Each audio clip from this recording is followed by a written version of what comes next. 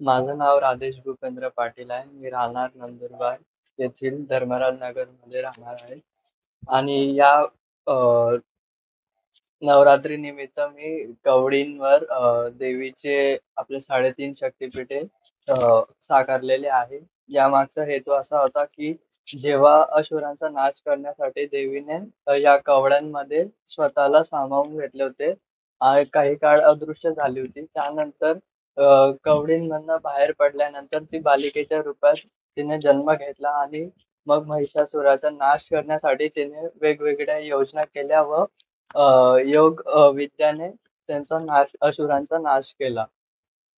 आणि मी यात acrylic colour वापरलेले आहेत.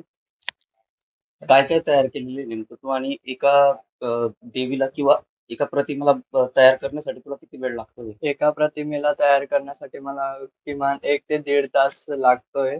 आणि मी यात तुळजाभवानी माता, रेणुका माता, महालक्ष्मी आणि अर्धपीठ म्हणजे सप्तशृंगी मातेचं आणि त्यांचे अलंकार म्हणजेच की कळस, कमळ, त्रिशूळ, गजलक्ष्मी यांचंही मी रेखाटन केलं आहे.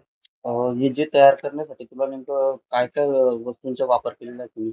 मी यात ॲक्रेलिक कलर, ब्रश आणि खास करून भिंगाचा काच, मॅग्निफाइंग ग्लास बारीक कामासाठी मी वापर केलेला आहे.